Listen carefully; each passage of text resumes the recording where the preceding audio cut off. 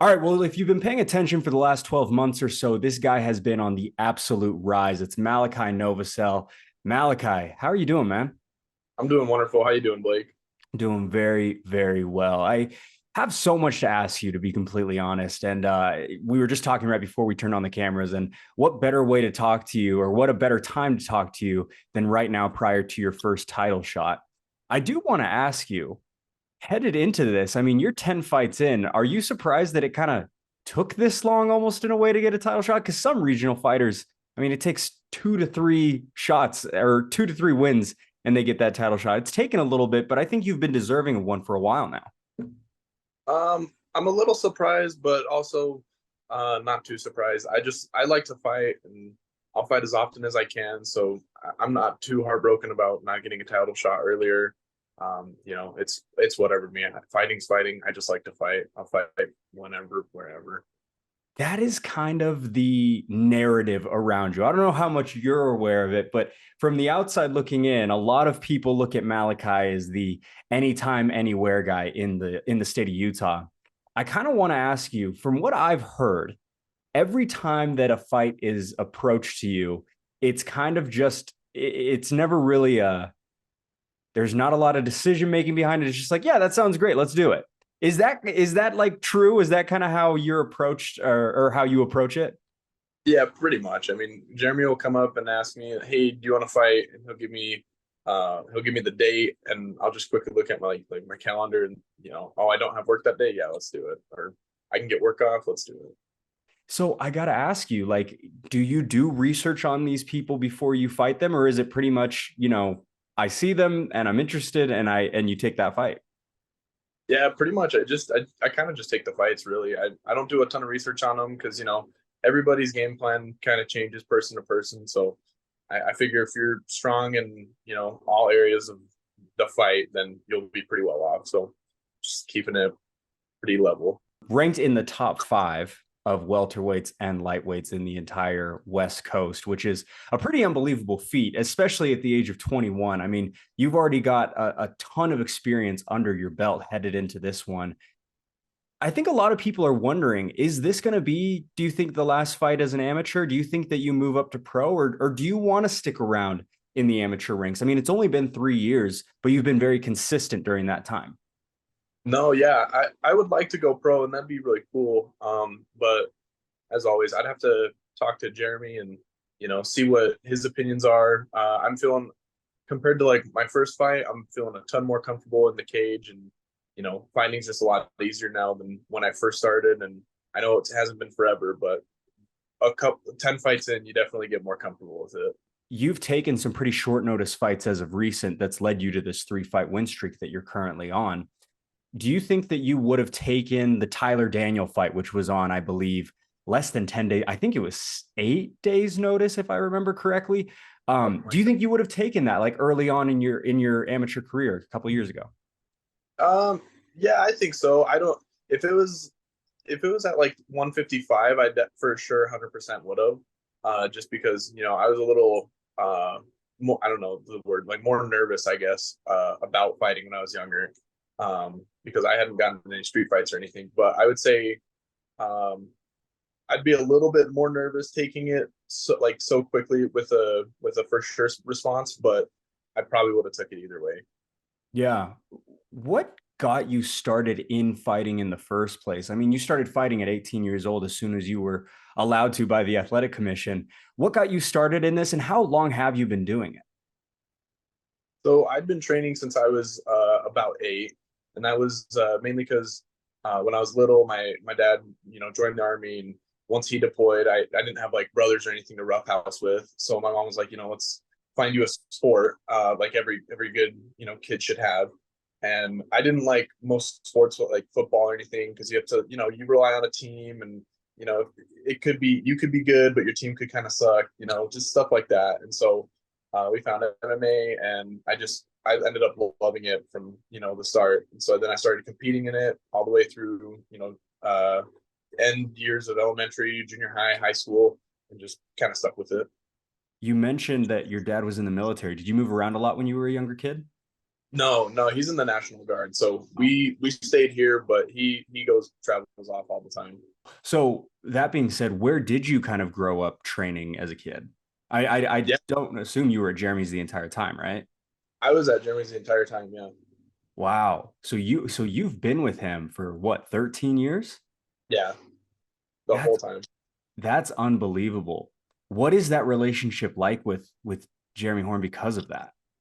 It's pretty nice because I mean it's like any other relationship. You know, the longer you're hanging out or being around somebody, the more comfortable you get with them, the more honest you can be with each other. So like after during fights, even I've had times where if it's a horrible round on my part, Jimmy comes up to me and he tells me like, "Hey man, that wasn't your round. Like you need to do better." And it makes it a lot easier because there's that honesty. You're not sugarcoating anything. It's really nice. I personally like it. It's awesome.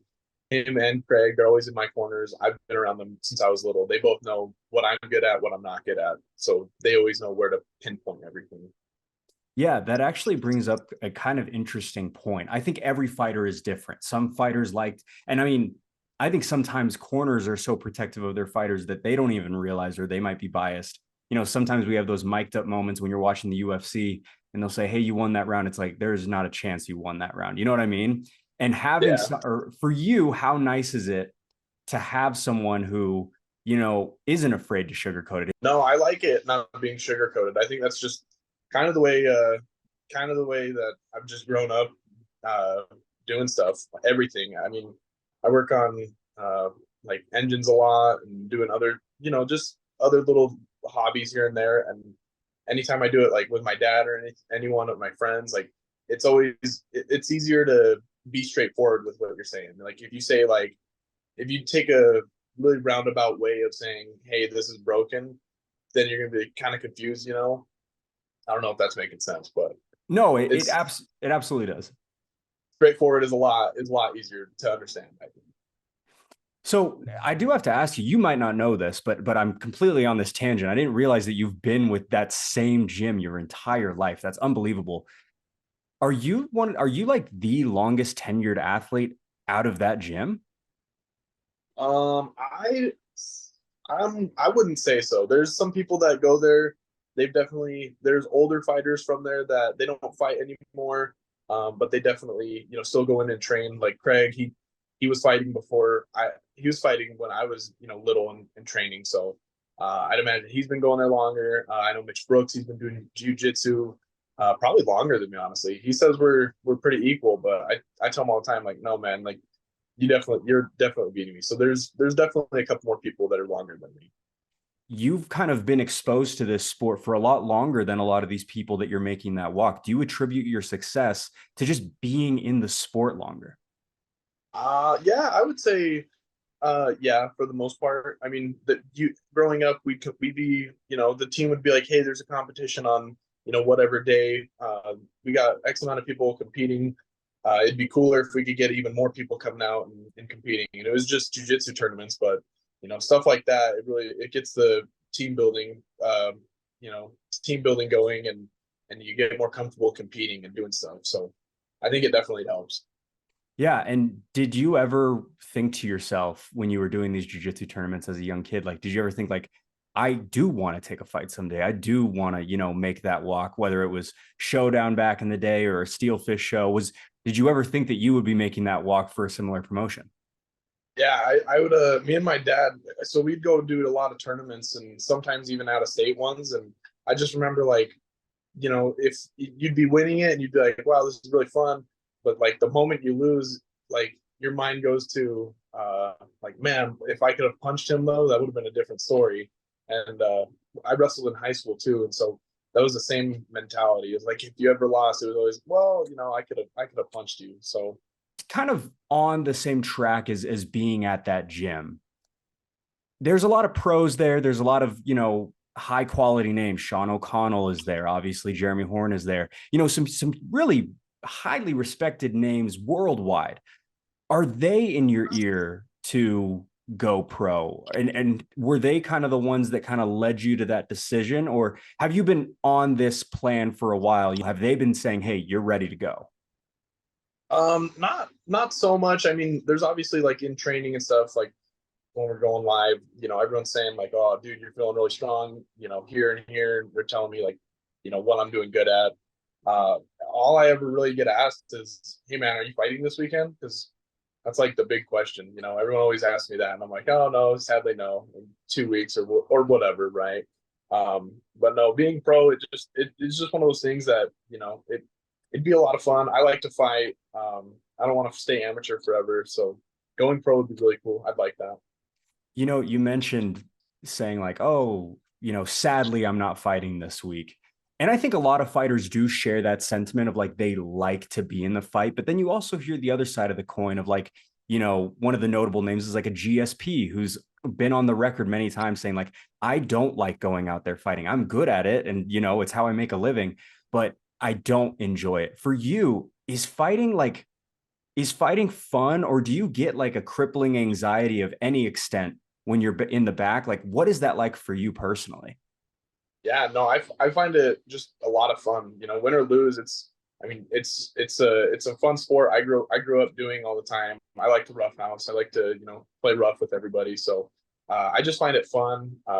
When I'm in the back, I'm not really too nervous. I pop in some AirPods and just listen to music, just hang out. I've been told I'm like way too calm backstage for anybody. So I've been working on that, trying to stay like more energized and amped up. But it's just my nature. I'm just really calm. No, I absolutely love that. And that's kind of what I've heard from people is like he's the calmest guy in the back. I mean, coaches are more worried than him before he makes that walk. On top of that, I kind of wanted to ask, I've called three of your fights, Jose Mendez, Malachi Novosel, and then your last one against Tyler Daniel. One that really sticks out for me was that fight with Ricky Mamone. It was odd circumstances to say the least. Someone with 9 fights under his belt or 8 fights going into that fight under your belt versus a kid who was making his debut, but not really making his debut considering his background back in his home state of Hawaii. How did you approach that fight? Because Jason Laporte always says on our broadcast, Ricky Mamone stepped in on a few days' notice, but you also got a new opponent on a few days' notice. What was it like going in there and also going in against someone who you knew didn't have the official record like you did? Like what was that all like kind of dealing with that? Because it was kind of an odd scenario. Right. Yeah. No, it was a bit odd, but like I said earlier, I mean, it's a fight. At the end of the day, you're gonna get hit. You're gonna be hitting them, ideally. So, I don't really look too much into it. Like if anyone steps in on a couple days' notice, I tip my hat to them. It's just a sport to me. So, there's always that level of respect I have for everybody, just because I like seeing it. I like showing it. But yeah, I mean, he was definitely a tough kid, but it was, I like fighting. I'll fight anybody.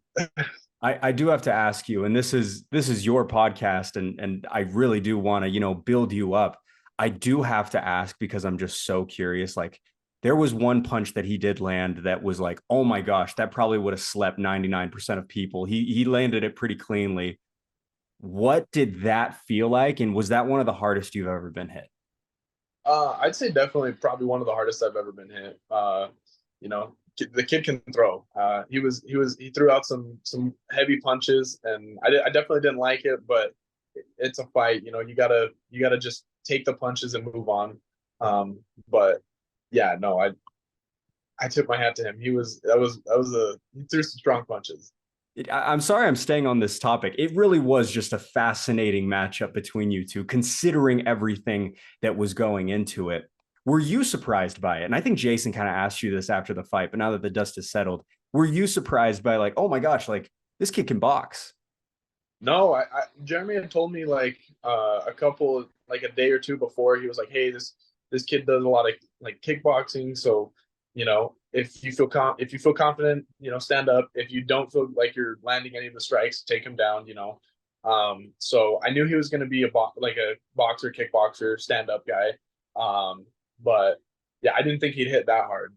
Especially being 18, I thought I hit hard, but I I hadn't been really hit before too hard in a fight. So, uh, yeah, it kind of shocked me, honestly. But Speaking about these 10 fighters who you have fought as you've made that walk over the last 3 years, as you head into this title fight, you faced some really, really tough fighters over the course of the last couple of years. Who would you say was the most difficult person you ever had to make that walk against? Oh, that's a tough question, man. I didn't come ready for that. I'd have to say, obviously, it'd have to be one of my losses. I'd say probably maybe either William or Jose. They both, they were both really tough, and both of those went the distance. And you know, it's over. I lost, but I think they were both really tough people to fight. Will definitely had me beat standing up. That was a long fight that I was surprised I didn't get more banged up than I did. I took a ton of punches in that fight. And then the Jose fight, I tried taking him to the ground, but it didn't work out too well. So, I mean, he was tough there. Will was tough standing up. I mean, I'd say both of them, honestly. How difficult is it, if at all, to be fighting for as long as you have, been in a gym for as long as you had, and still finding ways to level up and get better? Because I feel like you are getting better with every single walk. No, yeah, 100%. I think it's super helpful. I mean, every time I've lost, I've came back, and I see what I need to work on, what I could have improved, what I could have done better, basically. And so losses help everybody, I think, in any sport. You don't become in very rare cases you can, but you don't become really good or better than your old self without losing a couple times. You got to find where your weak spots are. So I think it's very helpful all the time.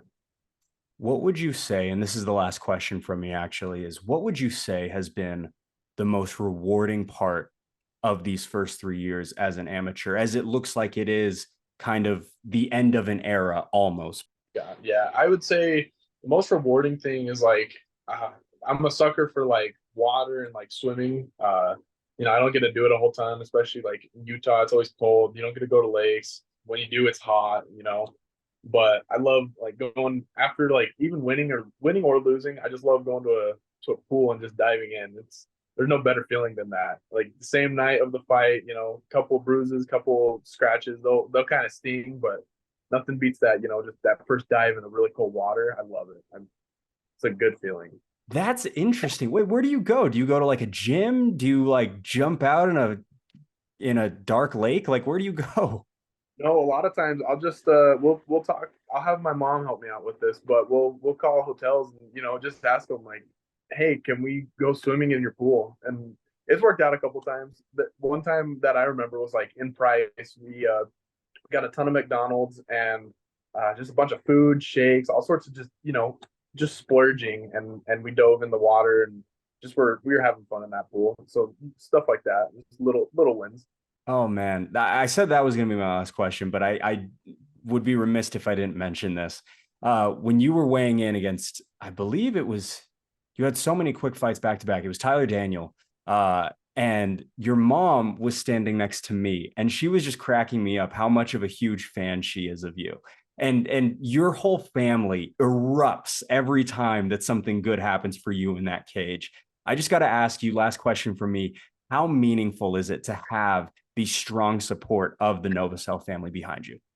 No, it's very, I love it. It helps me out a ton.